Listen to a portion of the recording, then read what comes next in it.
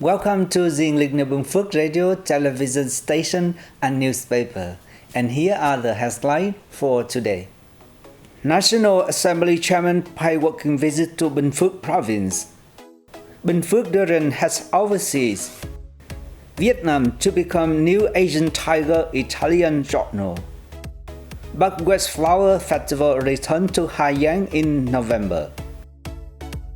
Ladies and gentlemen, National Assembly Chairman Vương Đình Huệ held a working session with the Bình Phước province recently to discuss socio-economic development in 2022 and the implementation of the legislature resolution on socio-economic recovery and development policy and COVID-19 prevention and controls.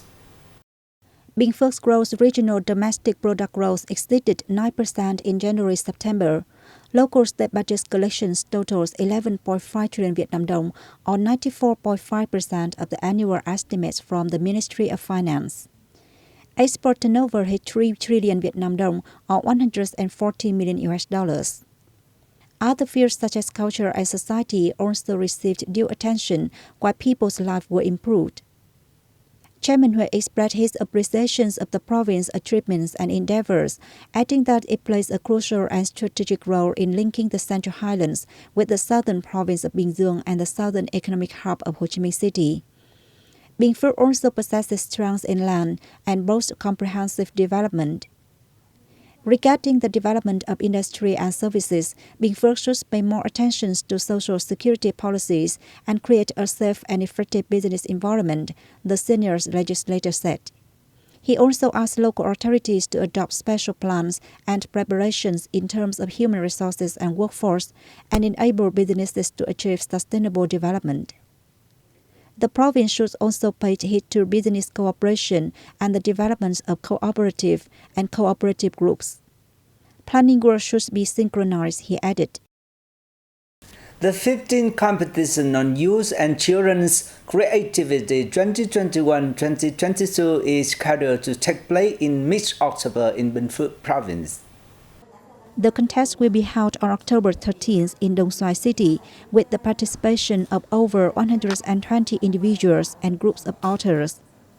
Local authorities are also expected to attend. It will be live-streamed on digital platforms such as Bình Phước Radio or Television and Bình Phước Newspaper. The organizing boards will display winning entries at the Dong Xoài political centers to give visitors a better understanding of the significance of the contest. The General Administration of Customs of China has approved durian planting area course for the Nông Thành Phát Fruit Cooperative in Bình Phước province, allowing the fruits to be officially exported to the Chinese markets. The Nông Thành Phát Fruit Cooperative in Phước Tân Khoi Miu, Phú Riềng district is one of the 5 largest planting areas in Bình Phước province. The Chinese approval opens up both opportunities and challenges for the cooperative. The experience of planting area codes and surveillance and management by Chinese customs is significant for farm produce in Bình Phước in general and Phú Riềng district in particular. It requires local products to meet strict standards in new generation free trade agreements, which is an important condition in making inroads into global markets. The Nông Thành Phát Fruit Cooperative currently has 35 members. It manages over 70 hectares of durians with an average harvest of 20 tons per year.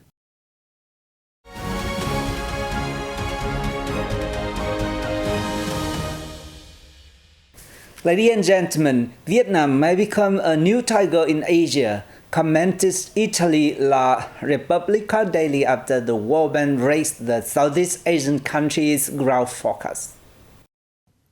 The journal cited data from the World Bank East Asia and Pacific Economic Update showing that the region may record growth of 3.2% this year and 4.6% next year. Vietnam is predicted to lead the region with growth of 7.2%, higher than the bank's earlier forecast of 5.3%. Based on these statistics, La Repubblica held that the new Asian tiger in 2022 will be Vietnam. Analysts assert that factors promoting the growth of Asia, except China, include the ending of restriction measures to prevent COVID-19 pandemic, the reopening of borders, and the resumption of consumption and industrial production. At the same time, the rise in commodity prices due to the global energy crisis also has a role to play in boosting the region's export-dependent economies, they said. Hanoi had defined cultural resources as an important part in the building of a creativity city as well as sustainable development of the capital. Cultural resources include human resources, cultural heritage and products, and cultural infrastructure.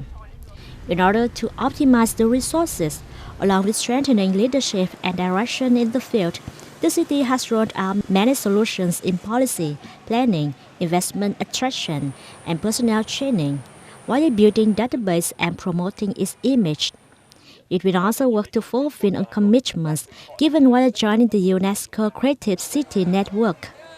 After 2 years of entering the network, Hanoi has effectively exploited its potentials and strengths in the field of creative design, conducting the construction of many innovative and creative works and projects, contributing to the formation of a modern infrastructure system and the development of creative spaces. However, there is much for the city to do to turn cultural resources into strengths and motivation for its development.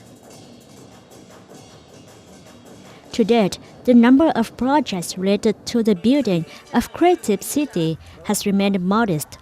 The city also lacks unique creative products, while the firms engaging in the production and business related to cultural products are mostly of small scale.